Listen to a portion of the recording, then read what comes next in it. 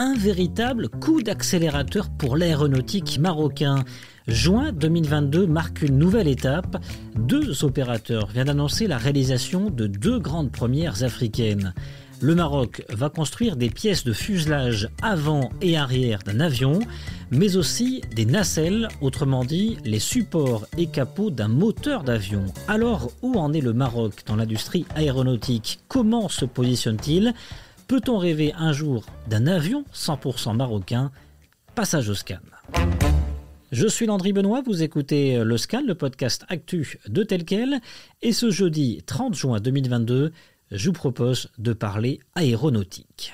Aujourd'hui, nous assistons à un événement très particulier dans une usine qui a été inaugurée par Sa Majesté le Roi Mohammed VI, que Dieu l'assiste. Nous sommes aujourd'hui fiers de présenter la plus grande pièce aéronautique qui a été construite en Afrique. Et ça n'est que le début. La plus grande pièce aéronautique construite en Afrique. Parole du ministre de l'Industrie.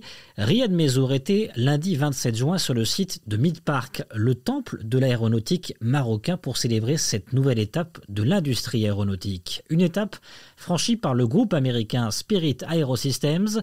Le lendemain, mardi 28 juin, le chef du gouvernement, Aziz Arnouch himself, était également à Nouasseur pour visiter une extension de l'usine Safran au Maroc qui projette de construire des nacelles d'avion. Deux événements majeurs qui soulignent une étape nouvelle alors que le Maroc vient de dépasser son objectif d'intégration, autrement dit, la part du Maroc dans la production globale d'un avion de manière générale. Celle-ci était fixée à 41% en 2020, elle est désormais de 43%. Riyad Mezzour. Nous sommes à 43%. Là, ce que vous voyez là, c'est l'avant et l'arrière. Et on va avoir la pièce centrale qui va porter les ailes. On a des parties d'ailes qui arrivent. On fait des parties de réacteurs.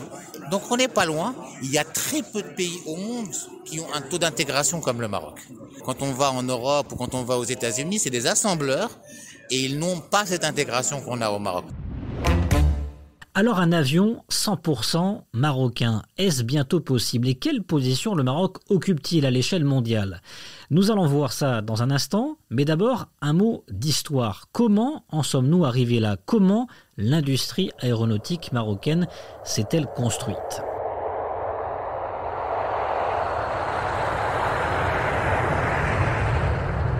Tout commence en 1996. La naissance de cette industrie est le fait de deux passionnés, Sédik Beliamini, ex-membre de la direction de maintenance de la Royal Air Maroc et vice-président mondial en charge des ventes à Boeing. Avec Hamid Ben Brahim El Andalousi, pilier de la RAM, où il a occupé le poste de directeur général adjoint pour les affaires commerciales, ils vont réussir à faire participer Boeing dans la fondation au Maroc d'une entreprise avec la RAM, la Royal Air Maroc, et Safran, groupe industriel français.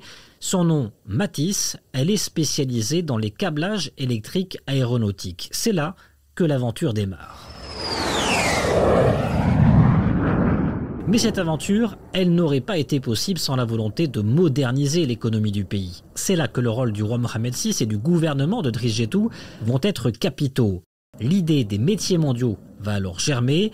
L'aéronautique est un secteur ciblé dans le plan émergence. Nous sommes en 2005. En 2006, soit 10 ans après la naissance de la première entreprise aéronautique marocaine, la première usine 100% Safran ouvre au Royaume. Le Maroc produit alors des matériaux composites et réalise des assemblages de nacelles. Midpark, la future zone franche de Casablanca, porte avec elle d'ambitieuses perspectives. Avec un investissement de plus de 65 millions de dirhams, ce parc industriel couvrira à terme 124 hectares avec une capacité d'accueil de 250 unités industrielles. Elle accueillera dès juin 2013 les premières unités industrielles aéronautiques. 5 ans plus tard, l'État marocain inaugure la zone franche de Midpark, une idée de génie. Cette zone franche, pour les industriels de l'aéronautique, va simplifier leur implantation, leur financement et leurs exportations avec une fiscalité très incitative. La même année, jackpot. L'entreprise aéronautique canadienne Bombardier s'installe au Maroc. Le Royaume réalise alors des assemblages de composants d'appareils régionaux et de jets d'affaires. Le ministre de l'Industrie, du Commerce, de l'Investissement et de l'Économie numérique, Moulay Hafid Al-Alami, a présidé mardi une séance de travail avec une délégation de la Confédération Générale des Entreprises du Maroc consacrée à la présentation du plan d'accélération industrielle qui porte sur la période 2014-2020.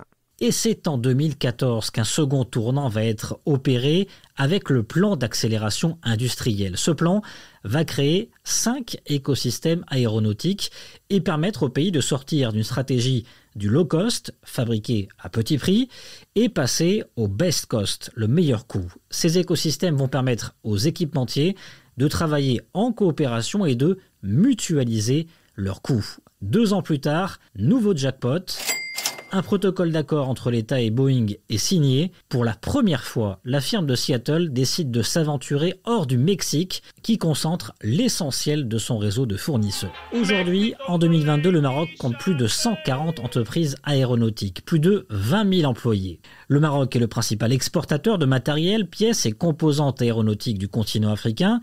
Il a même devancé en 2020 l'Afrique du Sud. La construction par Spirit Aerosystems des pièces du fuselage avant et arrière d'un avion représente désormais un immense pas supplémentaire, selon Adil Cherkaoui, directeur des opérations de Spirit, interrogé par mon confrère Karim Sefiani. Au Maroc, on a eu l'habitude de travailler sur plusieurs morceaux d'avions sur lesquels on a fait plusieurs livraisons depuis maintenant plus qu'une dizaine d'années sur ce site. Mais la dimension sur laquelle on est en train de travailler aujourd'hui, c'est du jamais vu au niveau de l'aéronautique, du côté de toutes les aérostructures qui existent dans le pays. Donc aujourd'hui, on est en train de parler du morceau le plus grand qui n'a jamais été construit dans le pays. Alors quel avenir pour le Maroc ? Karim Sefiani a posé la question à Stéphane Or, le vice-président de Spirit Maroc. Je pense que le secteur de l'aéronautique a un bel avenir au Maroc, surtout en cette période post-Covid où les fournisseurs essayent de trouver des moyens pour optimiser et raccourcir leur chaîne d'approvisionnement. Le Maroc se présente comme une très bonne option. Et donc demain, un avion 100% marocain, Riyad Mezour, ministre de l'Industrie ? Un avion 100% fabriqué dans un pays, ça n'existe pas. Mais à part peut-être en Chine, et encore je suis pas sûr, mais le taux d'intégration qu'on a au Maroc est l'un des plus forts au monde. Et qu'en pense Stéphane Or ? C'est une grande question. Ce n'est pas trop sûr que cela se produise un jour, car c'est extrêmement difficile d'assembler un avion. Cependant, ce qu'on peut dire, c'est qu'on pourra avoir des avions dont 100% des pièces sont fabriquées au Maroc. Il est certain que chaque avion qui décolle aujourd'hui comprend au moins une pièce fabriquée au Maroc. Donc, qu'un avion soit entièrement fabriqué au Maroc à 100% ou que chaque pièce soit fabriquée à un endroit différent, c'est un peu la même chose. Un avion marocain à 100%, mission quasi impossible. Le scan, le podcast d'actualité, c'est fini pour aujourd'hui. Réalisation Adam Al-Arshawi. N'hésitez pas à vous abonner sur le site telquel.ma et à nous retrouver chaque jour du lundi au vendredi sur toutes les applications de plateformes de podcast et de streaming.